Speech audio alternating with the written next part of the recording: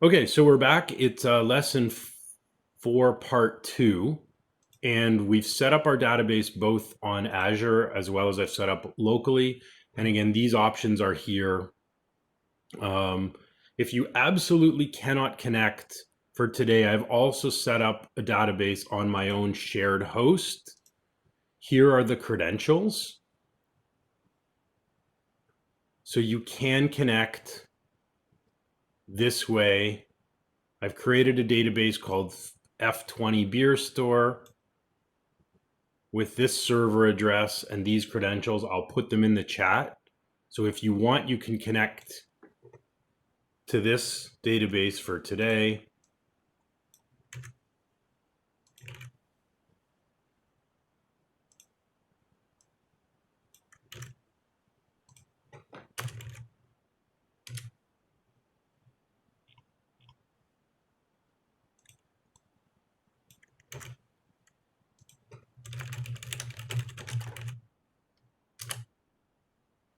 So only do this if you don't have SQL Server running locally and you also don't have an Azure account you can use right now.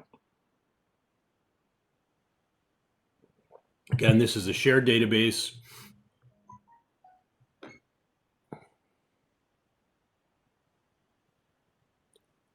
So we've got really 3 different options. So now what we want to do is open up our beer store project and look at how do we connect it to our database. So I'm going to open up the project.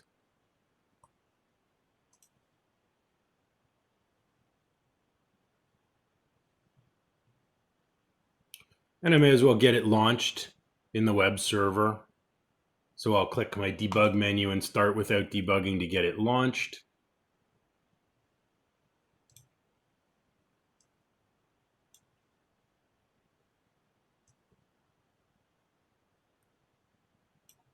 So here's our site. We created this store link with we've got our mock categories here. So some of the infrastructure for our database connection is already here. There are 3 key files that we need to work with. So in my Solution Explorer, if I open up appsettings.json, our app settings already contains a spot for our database connection string. You'll notice there's a section here called connection strings.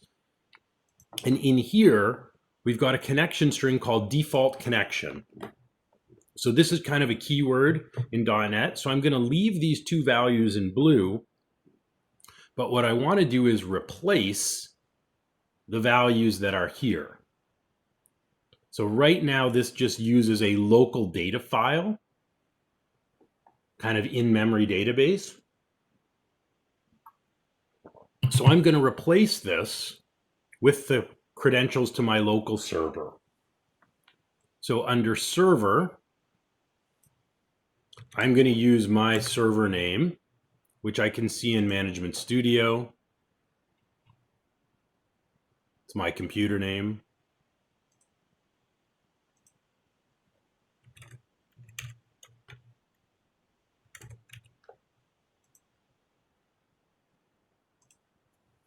So you wouldn't be using my computer name, my server address. You would be using, if you're running it locally, you're using whatever it shows up as here in Management Studio. It may even just be local in round brackets.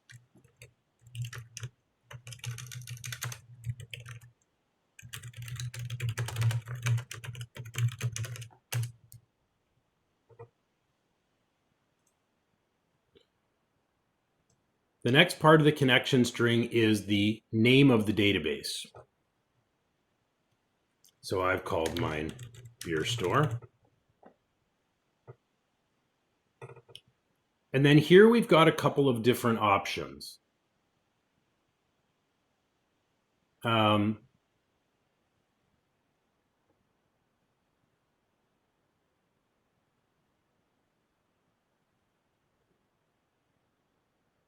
Thanks, Alex. Thanks for that. Yes, pick the basic option instead of the Core V5. That's right.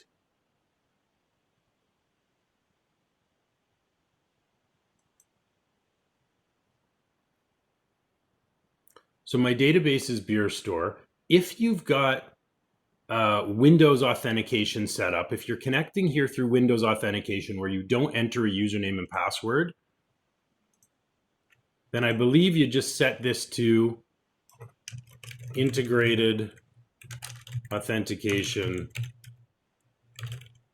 equals true. So this would be your local database that's using Windows authentication. My local database engine isn't using Windows authentication, so I need to put in my username and password. So I've got user ID equals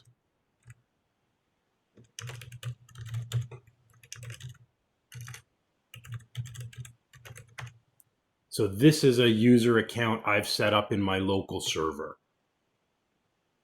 that has access. So again, if you're connecting locally through Windows authentication, your connection string would probably look like this. I'm just putting it in the chat.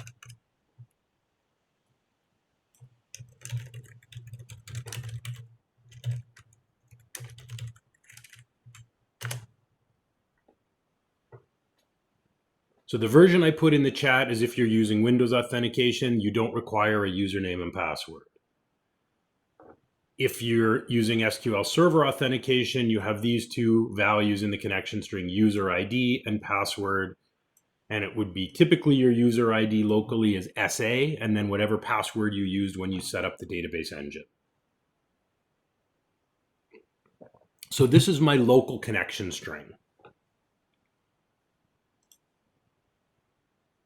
So you'll want to modify your app settings.json file to connect to your database. There's also a shortcut to get this connection string in Visual Studio by using the Server Explorer. Actually, maybe I can do it here. Bear with me for a second. Actually, yeah, we can do it this way. If you're connected in Management Studio, you can right-click your server and choose Properties.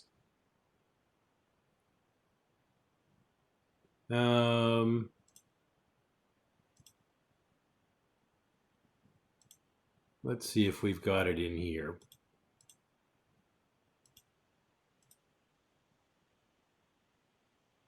Right here, there's a link in blue that says View Connection Properties. So if I click this,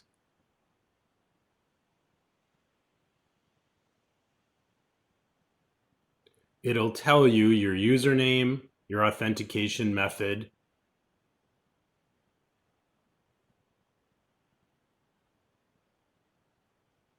okay, actually, I will do it through Visual Studio. Sorry. In Visual Studio, there's this window called the Server Explorer. Maybe you've used it before. If you don't see it, you can turn it on through the View menu. It's the third item here. So I'm going to go to Server Explorer.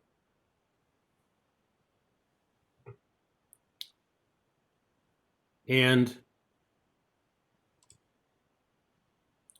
I'm going to add a connection. So I just delete this one from last. I think I did this one last week. I'm going to delete it and redo it. So I'm going to add a connection. I'll put in my server name. Excuse me. I'll change my authentication type and put in my credentials.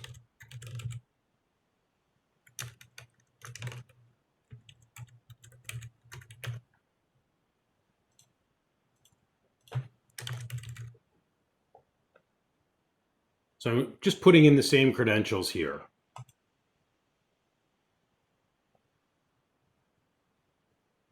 If I then want to go right-click and choose my properties, Visual Studio will actually write the connection string that needs to go in our app settings.json. So under here, under properties, if I go to the connection string, I can highlight it and copy it. And I could paste that Could actually paste the value right in here. Let's see what it looks like. My data source, okay, little different structure. Data source, my initial catalog is the database, and then it's got my user ID and my password, which I'll just put in. Not too worried about protecting the password, it's just local. So basically, whatever credentials we use to connect in Management Studio, we need to use those same credentials in our app settings.json so the web project can access the same database.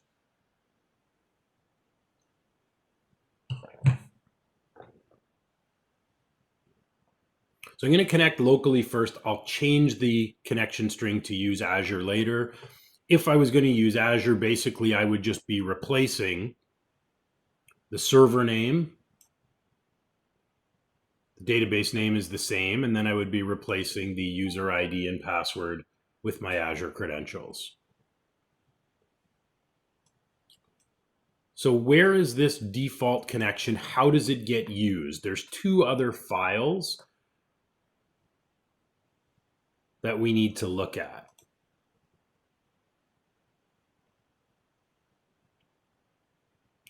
So I've given you the three ways we might authenticate locally with Windows, authenticate locally with SQL Server authentication, or authenticate on my shared Loosefoot database, or you could use your Azure credentials.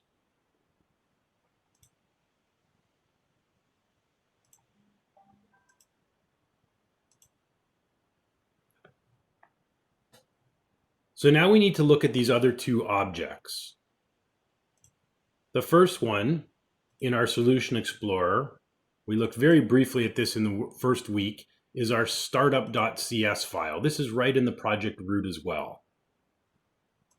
So this is a startup class, and it's got a bunch of pre-built code from when we created our template, and there's a method here called configure services. And in here, it calls a method add DB context.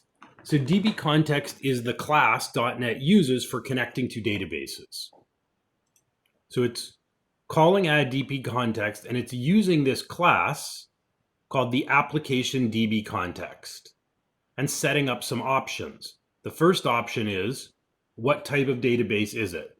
It's using SQL Server. So this is the default. We don't even have to tell our application we're using SQL Server.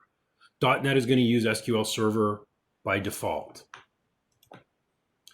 And then not only are we using SQL Server, we're using it with our default connection from the app settings.json. So it's reading this value out of our app settings.json. So we don't have to set any of these things up. It's already here from when we use the template. It's also saying, which we'll get into in a few weeks, we're going to use the same database connection object for storing our user identities. So what is this application DB context? So we don't have to change any of this code. It all works. So now we need to go look at this application DB context class. So if I right click it and go to the definition, it opens up this file. And we're going to need to do a bunch of work in this file. So this file is inside of the data folder. In here, we've got an application DB context. So this is our database connection class. And it inherits from identity DB context. So this class is the base class for connecting to a database and also managing user identities. And there's a constructor here that accepts some options. So this constructor, our options are set up by default to use SQL Server and use the connection string called default connection. So if I run my application now, it should automatically connect to my local database. I'm just going to build it.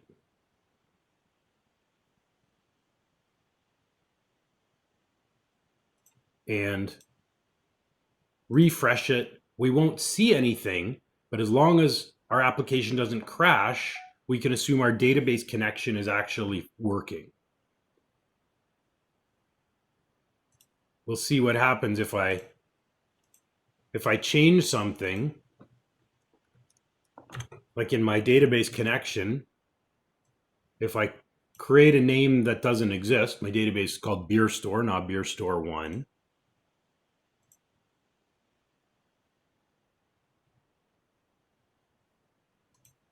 We'll see if the application will even load.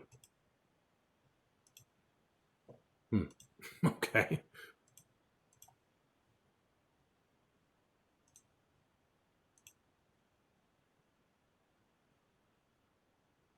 Okay, still loading. All right.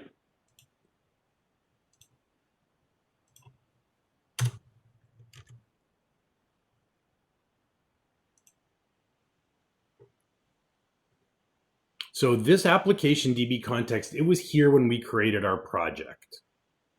Okay, so the sequence goes, our connection string is read from appsettings.json when our application starts in the startup class. And the startup class initializes our application DB context and passes in the options that we're using SQL Server and we're using our connection string in our appsettings.json.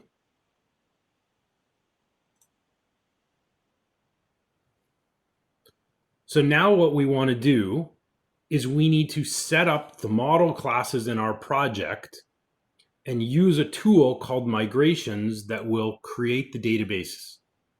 So what we're going to do is create the models first. And then we reference the models in our connection class. And then we're going to run some code that will generate tables in our database. So what we're going to do is break into a few groups. And I'm going to create a few breakout rooms. So we need to plan out the database. What tables do we need if we're going to create an online store? We basically need 5 or 6 tables. We've already got 5 or 6 models. We've already got a category model. So we can pretty much leave this one. We'll have to modify it a little bit, but we're going to use the model we already created last week. The other models that we're going to need a product model. We're going to need an order model. We're going to need an order detail model, and we're going to need a cart model. I'm going to create the cart model, but you guys are going to work in some groups to design the code for the other 3 models. So here's what we're going to do. Go back to I'm going to stop sharing for a second. So I'm going to create 3 breakout rooms, and I'm going to you can join any breakout room. And in there, I want you to work together and come up with the class definition for either the product model, the order model, or the order detail model. So I'm going to stop my sharing for a second, and I'm going to pause the recording.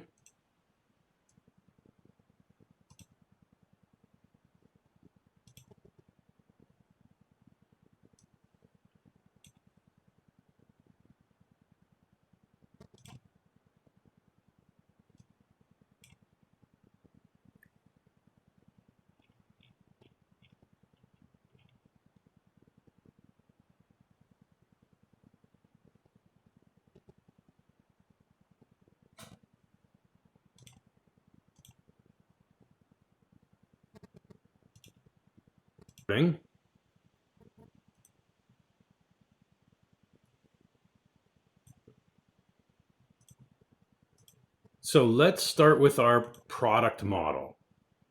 So I'm going to make a new model here. So I'm going to go to Visual Studio, and in my Solution Explorer, I'm going to right-click Models. I'm going to add a class, which I'll call product, singular.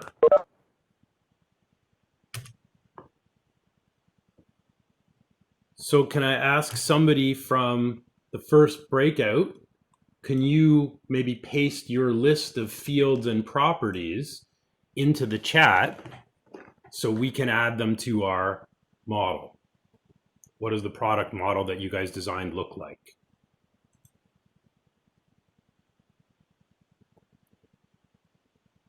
Okay, yeah, we could use a vendor for, I think for simplicity, we'll maybe keep that out for now.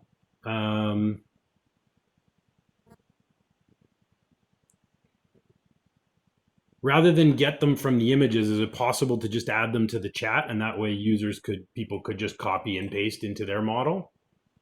Not trying to make your life difficult, but whoever put it in the paste bin. Okay. All right, so I'm going to grab those. We may make a few changes, so we can just copy that.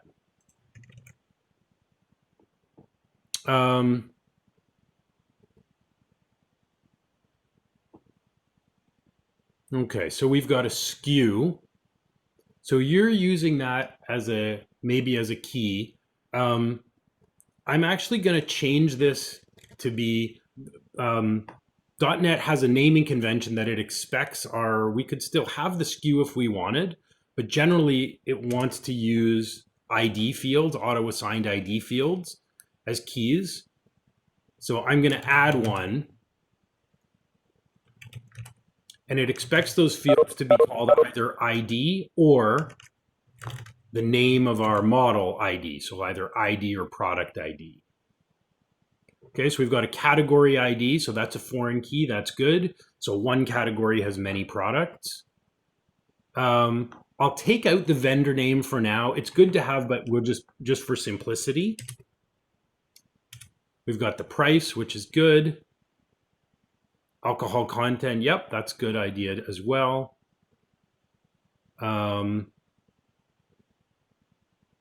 We could keep the volume, sure. In terms of the reviews also, I'm just going to remove that property just for now for simplicity. So here's our class. So that's a good definition.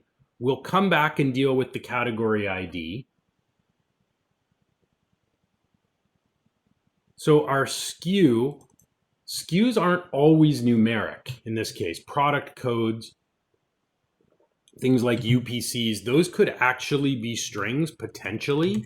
So I'm maybe going to change that one to a string. If you want to leave yours as an int, go right ahead. That's fine. And I'm getting these red lines about required. So to fix this, if I just mouse over, I just accept this reference. We did it last week in our category model to use our data annotations.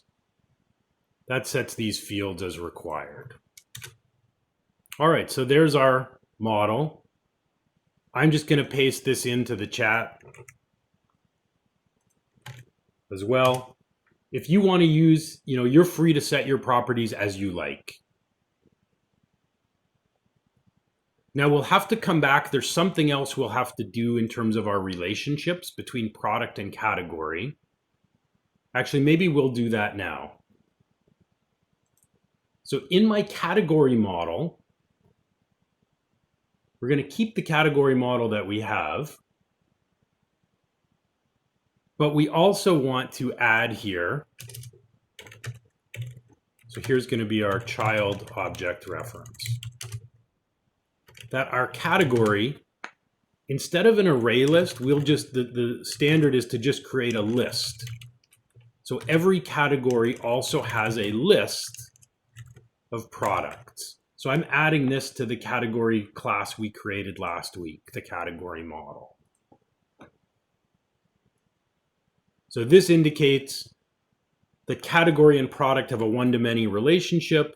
The category is the parent. The product is the child. One category will have a list of related products in that category. We're going to do something similar, but kind of the reverse in our product model. We did already set out a category ID foreign key.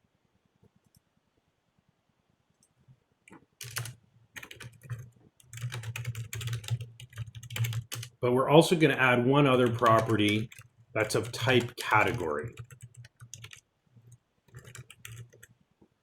So this way, when we're looking up a product, we also have access to the parent, to the category data for it. So I've added the parent object reference to the child class and the child reference in the parent class. No, we do still want category ID, Leo, because we need, otherwise we won't have a field generated in the database. So this, I know it seems redundant, it's a good question. This will create a column in the database, and this is so that we can reference both without having to do a join. I know it does seem kind of redundant, but it actually makes our coding a lot easier. It's a good question.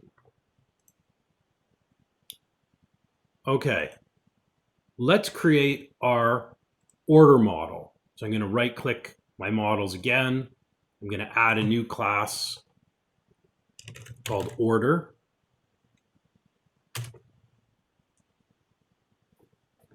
And if I could ask somebody from group 2, if you could paste in the chat, what properties do we need inside of our order class? Okay, thanks, Zach. Yep, so we can, if you type prop and hit tab twice, so we have a, just to be consistent, I called them the primary key field ID. So we could use order ID, but I'll just stick with ID for consistency. So we've got an ID.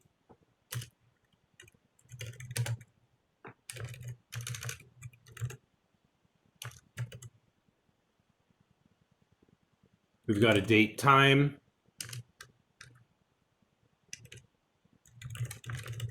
And I'm going to use Pascal case rather than camel case because this is what Microsoft expects.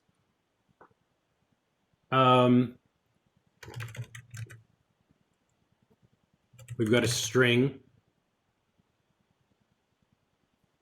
for the customer name. So we'll think about that. We may want to use the customer ID, although it will be a string in this case. We'll see why later. Yep, so every order has to belong to a customer.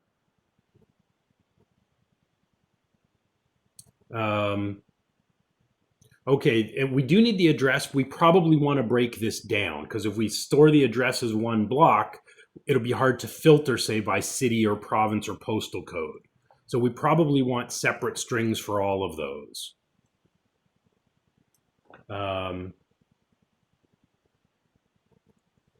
So I'm going to copy this and create a few other strings to hold the address. So first we'll have the street address. We'll have the city.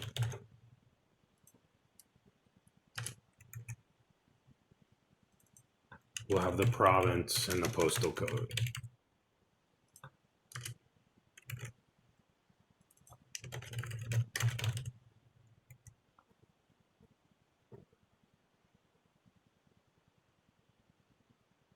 Okay, we'll leave out the customer relationship for now. Because that's going to get into using our, yep, I will copy and paste, absolutely. You don't have to type this out. Maybe we'll also add a field for the total. And we could use a float or we could use a double.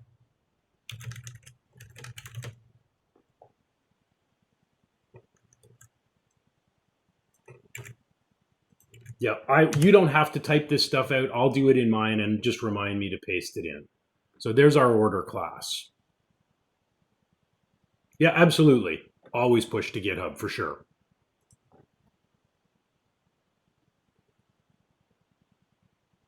What about our relationship between order and order detail? What does that relationship look like?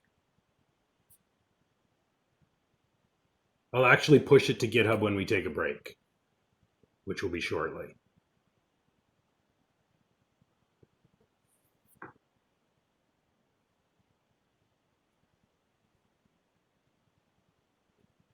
So we will have order detail relationship. What does that look like? Which is the parent, which is the child?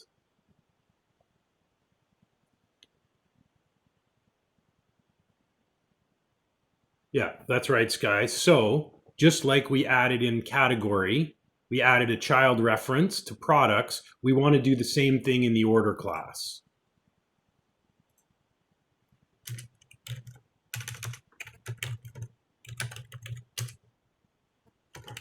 So we'll create a public list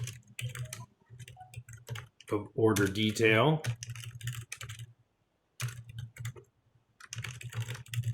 And this gives us an error because we haven't defined this class yet. That's fine.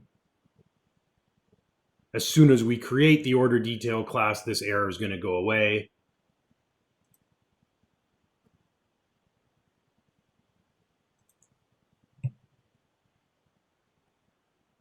So we'll create the order detail class.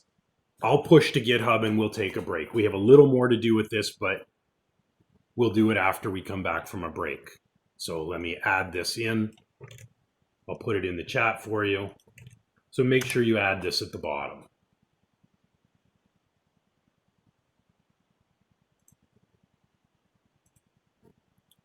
So now then we'll define our order detail class, we'll define the properties and the relationship, and then we will take a break.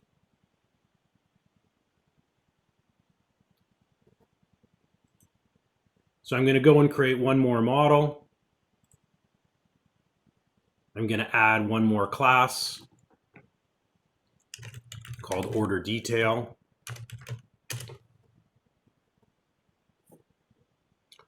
And those of you who are in breakout 3, what properties, what do we need in our order detail class?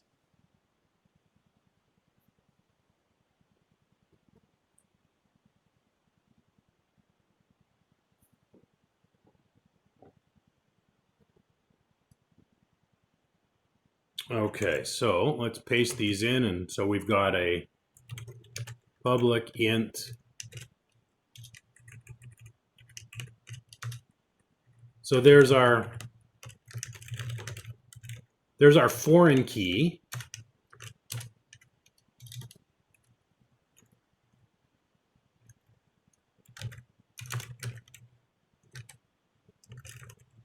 We're going to need the product ID.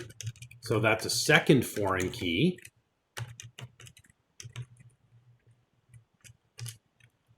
I will paste this in the chat, don't worry.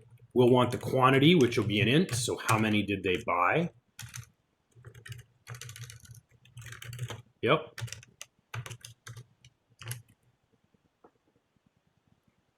And the total we've got in our order class, but we do need the cost.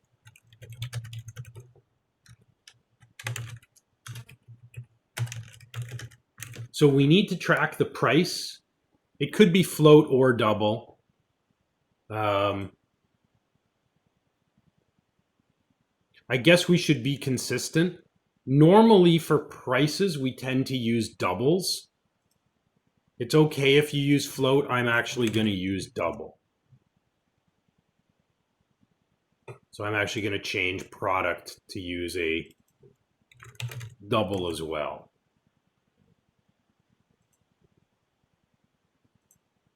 Okay, so we've got the order ID. So we're missing one important thing. What should be the very first column?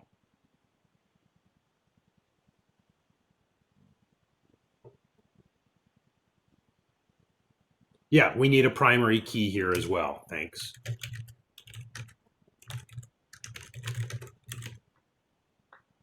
Okay, and now we need these two parent references.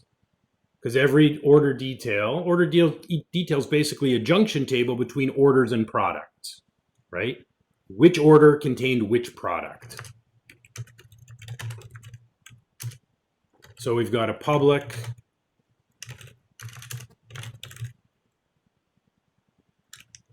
property called order, as well as a public property called product. So there's our order details.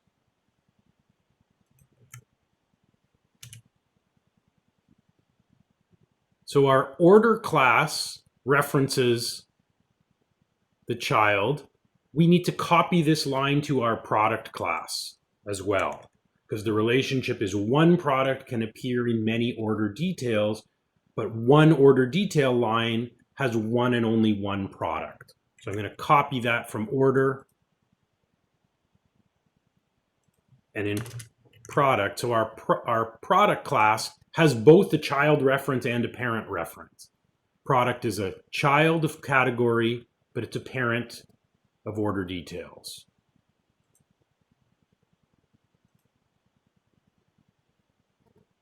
So we've mostly set up our models. There's one more we're going to set up that I'm going to define, but we will do that after we take a break.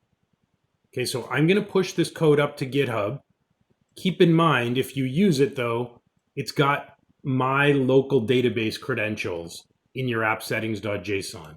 So this is not going to connect to your database. You're going to have to update the connection string to work with either your Azure database or your local database. You're going to get a connection error if you just use my repository. But I'll push the code up now. I'm going to step away for a second and I'll come back if people have questions before 4:10.